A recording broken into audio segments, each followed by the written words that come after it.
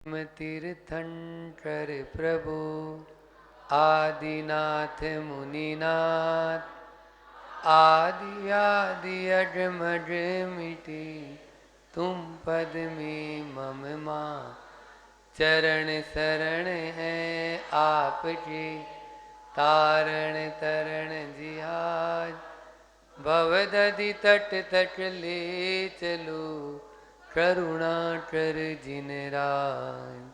बोलिए मंडी बामोरा के बड़े बाबा आदिम तीर्थंकर आदिनाथ भगवान की, मूल नाइट 1008 श्री चंदा प्रभु भगवान की, संत शिरोमणि आचार्य गुरुवर विद्यासागर जी महामुनि राज की, परम पूज्य मुनि श्री 108 दुर्लभ सागर जी महाराज की, परम पूज्य मुनि श्री 108 निरंजन सागर जी महाराज की। बोली परम पूज्य मुनि श्री 108 संदान सागर जी महाराज की, समस्त मुनि संघ की जय। अभी आप सब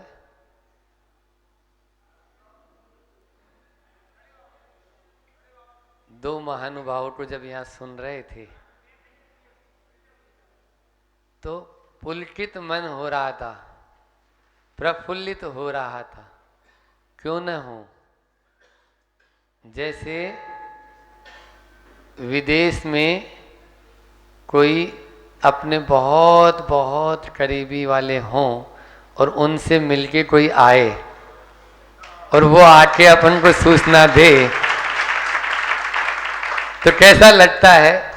पहले पोस्टमैन को भी माला पहनाई जाती थी, आजकल तो पोस्टमैन बंद हो गए। पहले पोस्टमैन का इंतजार किया जाता था। तो हमारे ये लोग भी अभी वही काम करके आए हैं कि गुरुजी के पास जाके आए और गुरुजी के बहुत करीब से, और वास्तव में जो इन्होंने दिव्य पूजा की वहाँ पर और दिव्य वहाँ जो सब चढ़ाए अर्घ, तो ऐसे भाव इनके भी भाव बने और देखने वालों के भी भाव बने। क्यों नहीं बनते? क्योंकि जहाँ पर ऐसे अतिशयकारी बड़े बाबा विराजमान होंगे तो वो अपना आप ही सारा काम होता चला जाएगा। तो अब बड़े बाबा की भी स्वीकृति है और छोटे बाबा की भी स्वीकृति है, लेकिन अभी आप लोगों को जो जो बातें इन्होंने बताई है उन बातों को विशेष ध्यान, उन शब्दों पर ध्यान देना है।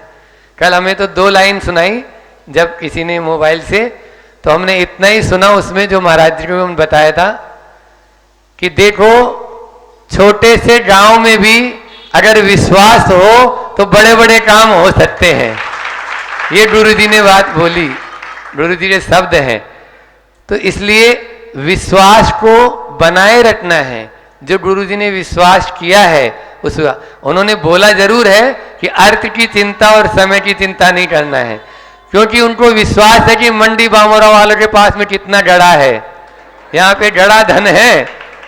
हाँ, एक एक के पास में ही 4-4 5-5 मकान है। एक मकान कम हो जाए कोई बात नहीं, एक पेट्रोल पंप कम हो जाए कोई बात नहीं, लेकिन भगवान का मंदिर तो हम बना के रखेंगे। ये गुरुजी का विश्वास है, मेरा नहीं। गुरुजी ने किस विश्वास पे बोला? इसी विश्वास पे तो बोला है कि उनके पास में सब कुछ है, बाहर से कुछ लाने की जरूरत ही नहीं पड़ेगी, इतना यहाँ पर है। और बड़े महाराज जी को भी मालूम है और हमको भी मालूम चल चुका है। इतने दिन में हमें भी यहाँ पर आज 15 दिन हो चुके हैं, तो 15 दिन में ये तो देख लिया है कि यहाँ बड़े बाबा के लिए कोई चिंता की बात नहीं है, है ना। अब पत्थर का मंदिर बनता है तो महाराज जी का जो सोच है और गुरु जी का सोच है तो उसमें समय लगता है।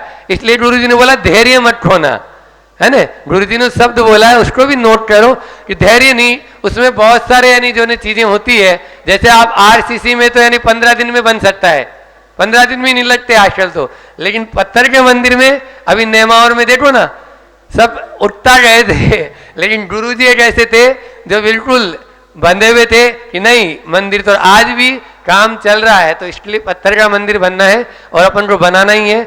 अपन अपनी बात पर भी आते हैं। बहुत अच्छा आशीर्वाद लेके आए गुरु जी के आशीर्वाद से, मतलब अच्छे अच्छे कार्य हो ही रहे हैं, तो मंडी बामोरा काम भी क्यों नहीं होगा। इसलिए विश्वास के साथ में अपन को आगे बढ़ना है। समय को अभी जब तक हम तीनों यहाँ पर हैं, क्योंकि दिवाली तक का समय हमें दिया है गुरु जी ने, आप लोगों को कितना समय दिया वो आप जानो, लेकिन गुरुजी ने हम लोगों को जो समय दिया है इसलिए उसका एक एक पल का उपयोग करो और वो सब बड़े बाबा के खाते में जाए, ऐसा हम लोगों की भावना है। और आप लोग भी उसमें कदम से कदम मिला के, जैसा अपन को बड़े महाराज जी बताते जाएं वैसा अपन को करते जाना है, उसमें पीछे नहीं हटना है। नहीं तो समय, क्योंकि हम चाह रहे हैं कि गड्ढा में, तो महाराज जी कल भी प्रदीप भैया जी आए थे कि गड्ढा बन के और अपन ऊपर करके चले जाएं उसको, ऐसी भावना है। अब देखो कितना हो जाता है, उसमें अपन चाहेंगे तो और हो सकता है, पठारी के पास में ही है, पत्थर भी पास में ही है, इसलिए सब कुछ हो जाएगा। निर्देशन जो मंदिरों के समझ लीजिए किंग है मंदिर बनाने में, तो इसलिए उनका निर्देशन रहेगा, तो बहुत जल्दी आप लोग आगे बढ़ जाएंगे। अपनी बात चल रही थी सागार धर्मामृत की उस कारिका से, कल आप लोग थे नहीं, कल हमने आदर्श गृहिणी की बात इसीलिए कर ली थी कि आज जो घर वाले हैं वो इतने ज्यादा नहीं है, वाली है, तो वाली वाली बात, और आई भी वही, क्रम भी वही चल रहा था कि न्यायोपात दनो यजन गुण गुरुन सद्दिस्त्रिव्रगम भजन नन्यो नानुगुणम तदह गृहिणी स्थानालयो रीमय युक्ताहार विहार आर्य समिति प्राज्ञकृत ज्योवसी शृण्वन् कृताम दयालु रगभि सागार धर्मम चरित।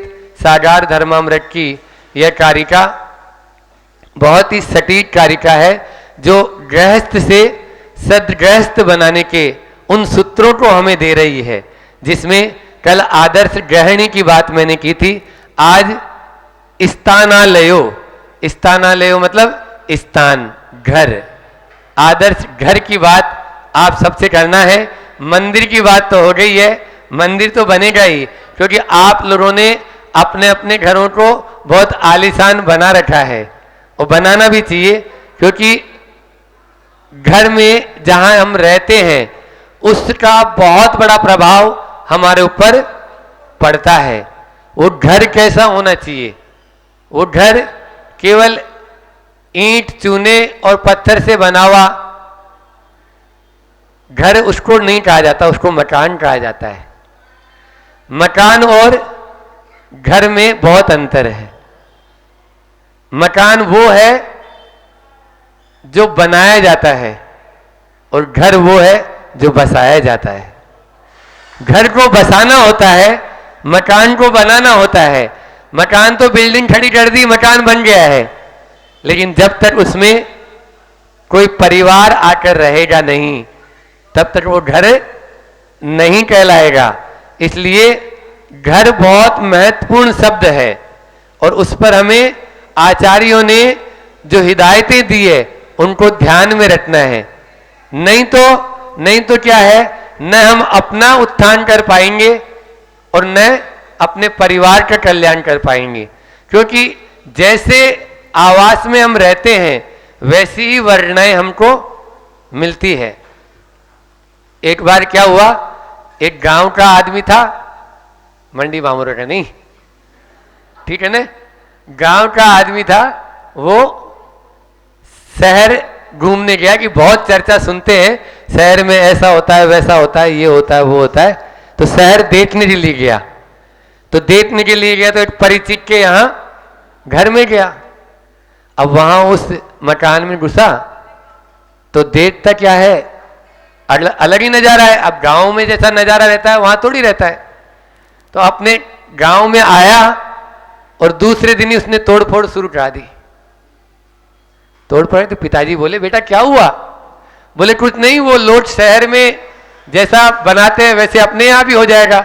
उसने क्या किया, जो रसोई घर था उसके बाजू में ही शौचालय का घर भी बनाना शुरू किया, क्योंकि बाजू में जो कमरा था उसी कमरे के अंदर अटैच सबको चाहिए। तो शहर में अटैच वाला देख के आ गया, अब यहां भी अटैच ही बनाना शुरू कर दिया उसने। अब ऐसे यदि अटैच होंगे तो सब डिटैच होते हुए चले जाएंगे। शुद्धि कहां रही? आप देखो ना, पूर्ण रूप से अशुद्धि हो गई ना। बोले महाराज जी क्या उपदेश दे रहे हो? हाँ बिल्कुल सही उपदेश दे रहे हैं। आज कोई भी जाता है, यदि तीर्थ यात्रा पे भी जा रहा है तो सबसे पहले वही देखेगा कि अटैच वाला है कि नहीं है। नहीं तो नहीं चाहिए। पहले ऐसा नहीं था, घरों में भी नहीं थे, तो वो शुद्धि बनी भी रहती थी। यदि शुद्धि नहीं रहेगी तो वातावरण कैसे शुद्ध रहेगा, भाव कैसे शुद्ध रहेंगे। इसलिए इन चीजों का प्रभाव हमारे ऊपर बहुत पड़ता है, और खास तौर पर हमारे स्वास्थ्य पर। स्वास्थ्य यदि स्वस्थ रहना है तो हमें आदर्श घर भी चाहिए, एक जो ऐसा स्थान भी चाहिए जिस स्थान पर हम रहकर स्वस्थ रह सकें। हवादार होना चाहिए, आप जैसा मान लीजिए वास्तु के अनुसार होना चाहिए, ज्योतिष के अनुसार होना चाहिए। इन सब चीज़ों का प्रभाव हमारी इन वर्णनाएं हमारे मन और मस्तिष्क पर पड़ता है। इसलिए पूर्वजों ने ऐसे ऐसे हमारे आवास बनाए थे जिनमें इन सब बातों का समावेश होता था। बरसात होती थी तो पानी भी आता था, धूप आती थी तो पहले सूरज की किरण अंदर पहुंचती थी। आज ऐसे ऐसे घर बन जाते हैं कि जहां पर भोजन बनता है वहां पर सूरज की किरण ही नहीं पहुंच रही है। कैसे स्वस्थ रहेंगे आप देखिए, ये सब विज्ञान के अनुसार बता रहा हूं मैं। अब जो फ्लैट वाले सिस्टम आए हैं उनमें तो फिर भी थोड़ा ठीक है, लेकिन जो पुराने घर रहते हैं उनमें बिल्कुल भी प्रकाश नहीं पहुंच पा रहा है। रात्रि भोजन का दोष लगता है। आलोकित पान भोजन कहा। आलोकित पान भोजन का मतलब केवल मात्र दिन में भोजन कर लिया, सूर्य आ गया तो कर लिया, ऐसा नहीं है। आप सूरज की जो किरणें होती हैं वो जहां पहुंच रही है ऐसी रसोई में बनाएंगे तब ही वो आहार देने लायक भी है।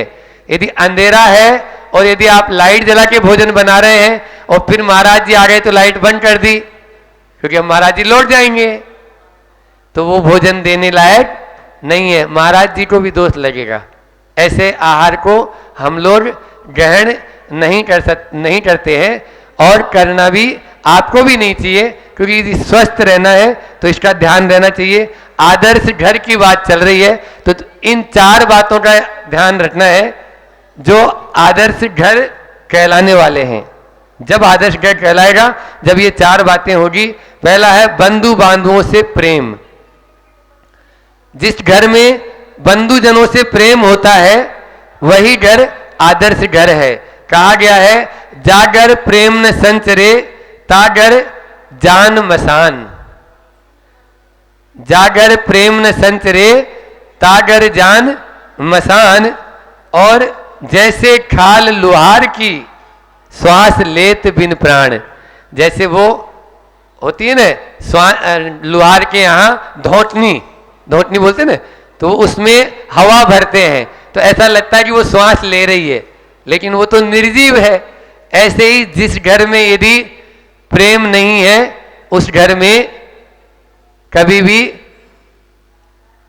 बरकत नहीं हो सकती, वृद्धि को प्राप्त नहीं हो सकते, कल्याण को प्राप्त नहीं कर सकते। इसलिए उसको बोलते हैं ना कि जिस घर में अंधकार वहां मेहमान कहां से आए, और जिस घट में अभिमान वहां भगवान कहां से आए।